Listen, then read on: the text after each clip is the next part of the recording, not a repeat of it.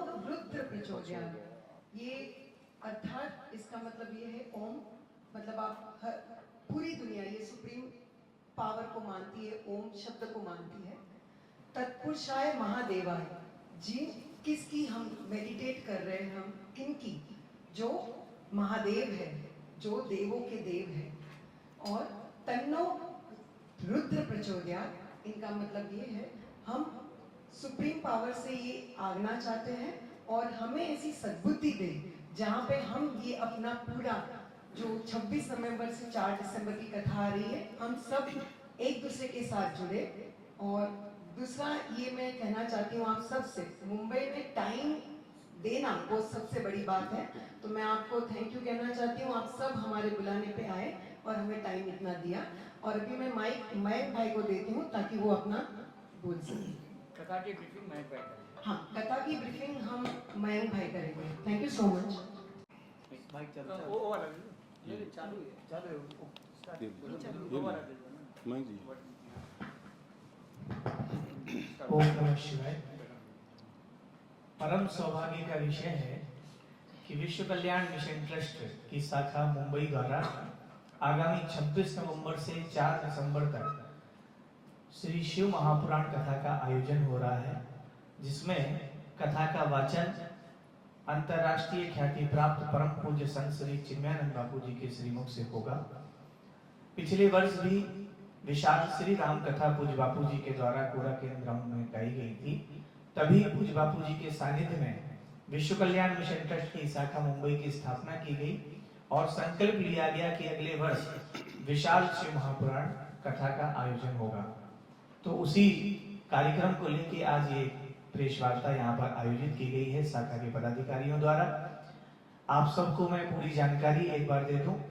26 नवंबर से 4 दिसंबर तक ये कथा हमारे कांदीवली वेस्ट में कमला विहार स्पोर्ट क्लब के सामने सप्ताह ग्राउंड कोईसर जिमखाना रोड में आयोजित होगी। 9 दिवसीय श्री शिव महापुराण पूज्य बापू जी के द्वारा गाई जाएगी। इस कथा के दौरान सर्वप्रथम 26 तारीख को दोपहर 1:30 बजे से विशाल शोभा यात्रा, पोथी यात्रा, इसमें हजारों की संख्या में माताएं बहनें कलश लेकर भी चलेंगी। विशाल यात्रा भी निकाली जाएगी दोपहर 1:30 बजे से और फिर शाम को 4 बजे से 7 बजे तक शिव महापुराण कथा पूज्य बापू के द्वारा गाई जाएगी। कथा के बीच में बहुत सारे विभिन्न सांस्कृतिक कार्यक्रम भी हैं, जिसमें 28 तारीख को यानी कि कथा के तीसरे दिन कथा के तुरंत बाद शाम को 7 बजे से हमारे गुजरात की धरा के प्रसिद्ध गायक श्री कीर्तिदान गढ़वी जी द्वारा भव्य भजन संध्या का आयोजन भी होगा 28 तारीख को।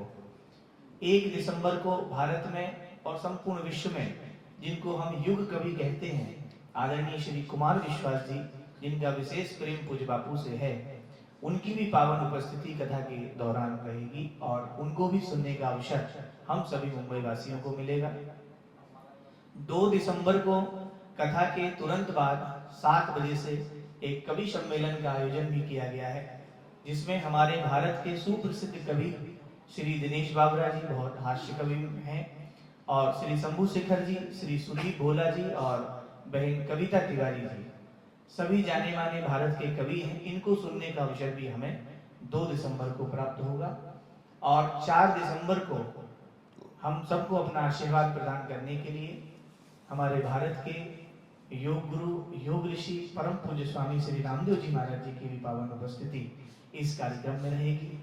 कार्यक्रम के दौरान अन्य संतों के आगमन की भी हम सबको अपेक्षा है, उन सबको भी हमने आमंत्रित किया है और जल्द ही उनकी भी स्वीकृति हमें प्राप्त होगी, जिसमें परम पूज्य श्री धीरेन्द्र शास्त्री जी, पूज्य बागेश्वर धाम सरकार और अन्य संत पूज्य श्री रमेश भाई ओझा जी, भाई श्री भी, उनको भी आमंत्रित किया गया है। तो कई संतों के आगमन की भी सूचना बहुत जल्द हमारे पास आएगी और हम आपके साथ शेयर करेंगे। तो ये पूरा जो 9 दिवसीय कार्यक्रम है, चूंकि 4 दिसंबर को परम पूज्य श्री चिन्मयानंद बापू जी का पावन जन्मोत्सव भी है और ये पूरा कार्यक्रम मुंबई में पूज्य बापू के जन्मोत्सव के उपलक्ष्य में ही रखा गया है, जहां हम 9 दिवस तक शिव महापुराण भी सुनेंगे और कई संतों का आशीर्वाद भी प्राप्त करेंगे। कई भारत की महान विभूतियों का भी दर्शन हमें करने को होगा।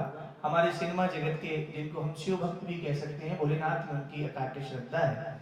हमारे श्री आशुतोष राणा जी भी इस कार्यक्रम में एक दिन पहुंचेंगे पूज्य बापू के विशेष प्रेम के कारण, और उनको भी हम लोग सुनेंगे।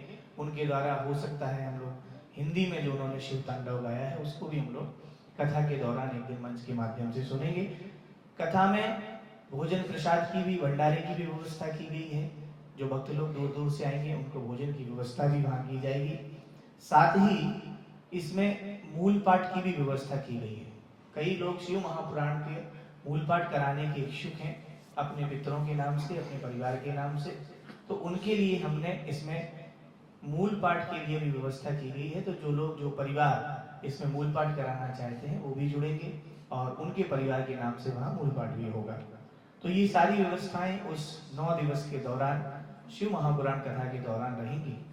और इसमें मुख्य यजमान हमारे श्री राजकुमार सोनी जी और उनकी धर्मपत्नी श्रीमती संगीता सोनी जी, जिन्होंने पिछले वर्ष ही संकल्प ले लिया था और विगत 1 वर्ष से वो संकल्पित थे कि शिव महापुराण में परिवार, सोनी परिवार ही यजमान रहेंगे। तो परम सौभाग्य, भोलेनाथ की इन पर कृपा। और हमारे विश्व कल्याण मिशन ट्रस्ट शाखा मुंबई के अध्यक्ष और परम पूज्य बापू में उनकी अपार श्रद्धा, अपार प्रेम आदरणीय श्री पंकज भाई गंगर और उनका परिवार भी इस पूरी कथा में सही यजमान की भूमिका में रहेंगे। तो एक बार जोरदार तालियों से आपका भी अभिनंदन करें, पंकज भाई का भी खूब प्रेम। साथ ही हमारे शाखा के जो पदाधिकारी हैं, मैं एक बार संक्षिप्त रूप से उनका परिचय भी करा दूं, जो सब इस आयोजन समिति के हिस्सा है और हमारे शाखा के मेन पदाधिकारी हैं।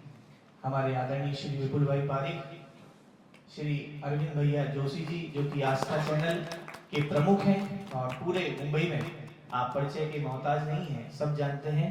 नीता बहन सबोई, हिरन भाई पारिक, सभी जो हमारे विश्व कल्याण मिशन ट्रस्ट के पदाधिकारी हैं, आप सबके द्वारा ही ये आयोजन, हमारी सोनल बहन यहाँ बैठी हैं, और श्री गणेश नायडू जी जो कि आज किसी कारण से यहाँ उपस्थित नहीं हैं, लेकिन हमारी समिति के प्रमुख पदाधिकारी हैं। तो गणेश भैया भी इसमें पूर्ण रूप से सहयोगी हैं।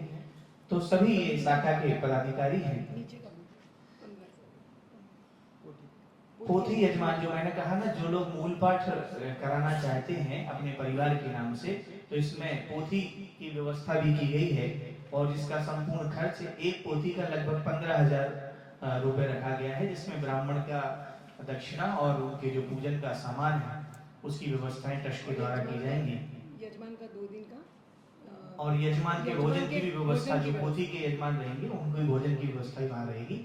तो ये एक लोगों के जुड़ने के लिए और कथा से लोग जुड़े और अपने पूर्वजों के नाम पर वहाँ पर मूल पाठ करा सकें, इस व्यवस्था को बनाया गया है। तो मूल पाठ के लिए भी लोग अपने परिवार के नाम से जुड़ सकते हैं। अब आगे कोई क्वेश्चन अगर आप लोगों का है तो आप कर सकते हैं। शाम का जो सांस्कृतिक कार्यक्रम पब्लिक लिए उसका कोई चार्ज? और हाँ, विपुल भैया ने भी बताया, शाम को जो सांस्कृतिक कार्यक्रम होंगे, इसमें भजन संध्या होगी, कवि सम्मेलन हो गए और अन्य कार्यक्रम भी होंगे, उसमें वो सब निःशुल्क है, उसके कोई चार्जेस नहीं है। आप कथा से लेकर सांस्कृतिक कार्यक्रम सभी पूर्णतः निःशुल्क हैं। आप आइए और इन सब चीजों का श्रवण पाठ कीजिए, रसपाठ कीजिए। और शोभा यात्रा, शोभा यात्रा आप शिव विवाह के लिए थोड़ा बोल दीजिए। हाँ, मतलब शिव विवाह में क्या शोभा यात्रा लगभग 3 उत्सव होंगे, जिसमें प्रमुख रूप से कथा के चतुर्थ दिवस में भगवान शिव और माता पार्वती का विवाह उत्सव होगा। सुंदर बारात भोलेनाथ की, पूरा सज धज के बाराती भूत प्रेत सब लोग भोलेनाथ के साथ शिव विवाह में चौथे दिन आएंगे और भव्य विवाह उत्सव कथा पांडाल में होगा। तो उसके लिए भी लोग जुड़ सकते हैं, यजमान बन सकते हैं। साथ ही कथा के 5वें दिन गणेश जन्मोत्सव का भी प्रोग्राम रखा गया है, क्योंकि महाराष्ट्र की धरा है, भगवान गणपति यहाँ के आराध्य हैं। वैसे तो भगवान गणपति प्रथम पूज्य हैं, संपूर्ण विश्व में उनकी पूजा है, लेकिन महाराष्ट्र में वो आराध्य देवता है। तो उनका जन्मोत्सव, प्राकट उत्सव भी हम लोग धूमधाम से मनाएंगे कथा के 5वें दिन में। और अंत में 4 दिसंबर को 12 ज्योतिर्लिंग, जहां आप दूर दूर भगवान के 12 ज्योतिर्लिंग का दर्शन करने जाते हैं, और महाराष्ट्र का सौभाग्य है यहाँ 2 से 3 ज्योतिर्लिंग महाराष्ट्र में है, 4 ज्योतिर्लिंग। तो हम लोग द्वादश ज्योतिर्लिंग का प्राकट उत्सव की जो कथा है उसको भी बड़े भव्य रूप से मनाएंगे। सुंदर झांकी द्वादश ज्योतिर्लिंग की यहाँ पर लगेगी और वो भी एक उत्सव हम लोग मनाएंगे। तो इन उत्सवों में भी जो यजमान बनना चाहते हैं वो भी जुड़ सकते हैं और उत्सव के लिए भी आप संपर्क हमारे पदाधिकारियों से कर सकते हैं। और पहले दिन जैसा कि मैंने बताया 26 नवंबर को दोपहर 1:30 बजे से भव्य कलश यात्रा शोभा यात्रा भी निकलेगी, जिसमें हम लोग लगभग 2100-3100 जितनी भी मातृ शक्ति हो जाए माताएं बहनें, इतनी माताओं को लेकर कलश यात्रा निकालेंगे। तो जो माताएं बहनें पूरे मुंबई से और जहां कथा हो रही है कांदीवली, बोरीवली, मलाड, जहां से भी माताएं जुड़ना चाहती हैं वो हमारे शाखा के पदाधिकारियों से संपर्क कर लेंगे और मातृ शक्ति भी ज्यादा से ज्यादा कलश यात्रा में भाग ले और भव्य कलश यात्रा निकले। इसी अपेक्षा के साथ मैं आप सबसे आग्रह करूंगा कि इस आयोजन में सभी लोग जुड़ेंगे। खाली थोड़ा वर्णन कर नेक्स्ट ईयर हमारा ये भी मंच से लॉन्च करेंगे ना ये। हाँ, ठीक है। तो ये अभी ये तो जब वहाँ से ही लॉन्च करेंगे। बाकी आगे कोई किसी का प्रश्न हो तो आप लोग बताएं। और मैं नीता बहन से कहूंगा कि वो कलश यात्रा के लिए माताओं को एक बार यहाँ से आह्वान कर लें और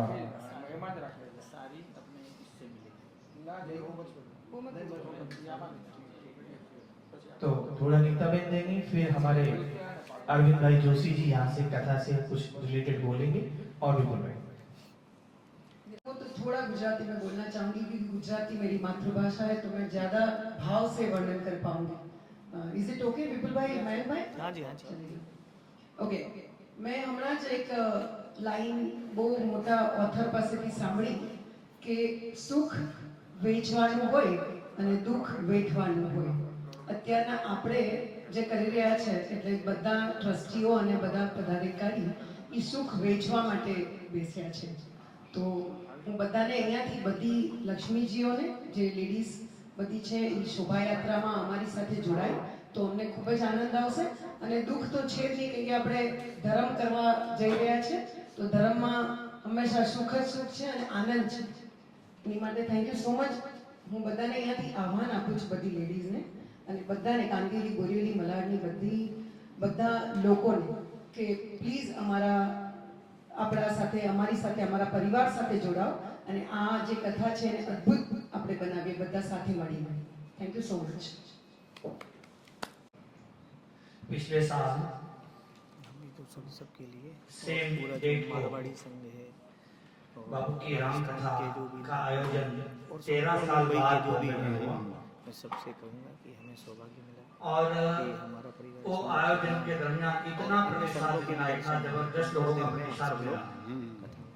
और ये आयोजन पंकज भाई, सोनी जी और ये सब भक्तों के सहयोग के बिना हो नहीं पाता था, लेकिन राम की कृपा, श्री महादेव की कृपा से बहुत भव्य आयोजन हुआ। और उसके बाद पब्लिक डिमांड ऐसी आई कि बापू, क्योंकि उसमें बापूजी ने एक शिव विवाह का वर्णन किया आधे घंटे के लिए और लोगों की डिमांड आई कि अगले साल बापू की पूरी शिव कथा सुननी है।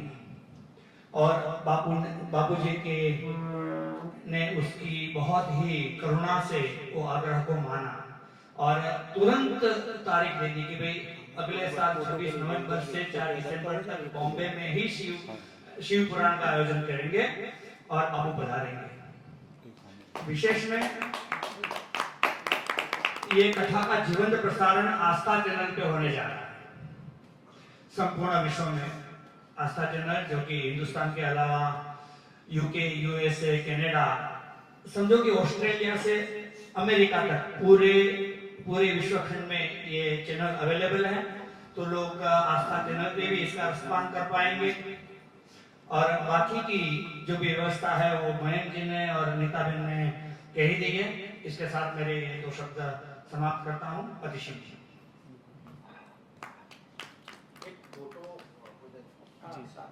और अभी हमारे मुख्य यजमान श्री राजकुमार सोनी जी और श्रीमती संगीता सोनी जी, जो कि मूलतः राजस्थान से हैं, भगवान श्रीनाथ जी की जहाँ पर प्राकट स्थली है वहाँ से हमारे सोनी जी हैं और खूब श्रद्धा है।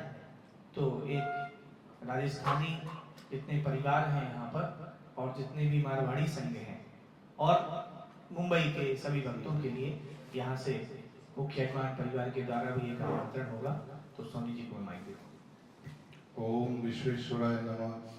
अत्यंत आनंद और उत्सव की बात है कि परम पूज्य गुरुदेव श्री चिन्मयानंद जी बापू के मार्गदर्शन और उनके आशीर्वाद से प्रोग्राम होने जा रहा है मुंबई में कांदिवली वेस्ट में। तो ये इसका मुख्य मतलब प्रयोजन है कि वहाँ पे जो गौशाला है हरिद्वार में, वहाँ पे गायों के सेवार्थ और परमार्थ के लिए अपन ये कर रहे हैं। तो मैं बहुत अपने आप को सौभाग्यशाली मानता हूँ मेरे परिवार को कि भाई मुझे ये आयोजन से जुड़ने का भगवान ने माध्यम बनाया और इसके लिए आप सभी का बहुत बहुत धन्यवाद है। और मैं सबसे ये निवेदन करता हूँ कि आप सब परिवार ये प्रोग्राम में पधारे।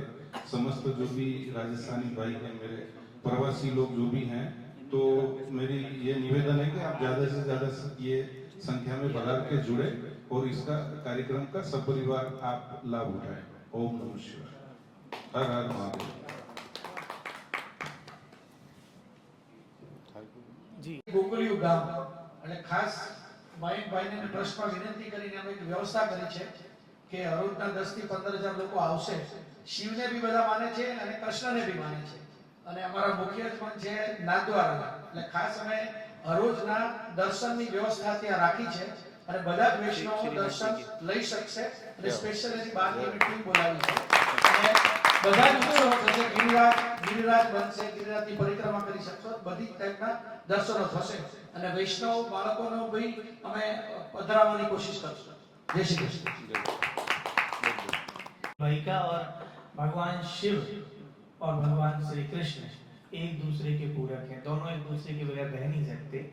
जब आप नंदगांव जाएंगे वृंदावन में तो भगवान शिव आज भी नंद महल की ओर सामने बैठकर ही देख रहे हैं और भगवान शिव और भगवान कृष्ण का दर्शन कर रहे हैं। तो ये बहुत अच्छा होगा कि जहाँ एक ओर हम लोग भोलेनाथ की कथा सुनेंगे और दर्शन भगवान श्री कृष्ण का करेंगे, इससे अच्छा कुछ हो नहीं सकता। तो ये हमारे शाखा के पदाधिकारियों का मैं खूब खूब आभार करूंगा कि जहाँ हम कथा के साथ साथ भगवान श्रीनाथ जी के अलग अलग झांकियों का दर्शन नित्य करेंगे। और अरुण भाई, मैं आज की जो ये व्यवस्था है पूरी पंकज भाई नगर में अपने ही बैंक्वेट हॉल में की है, इसके लिए पूरा विश्वस्त मंडल पंकज भाई का बहुत बहुत आभार है। और सब लोग को प्रसाद की व्यवस्था है, सब लोग प्रसाद लेके जाए। पंकज भाई का खास आग्रह है कोई भी प्रसाद लेके बिगड़ नहीं जाए, प्रसाद की व्यवस्था रखी गई है, सब प्रसाद लेके जाए। और आप लोग सबको रोज कथा में आना है, रोज का रोज कवरेज करना है और मैक्सिमम लोगों तक इसको पहुंचाना है, ये हमारी विनती रहेगी।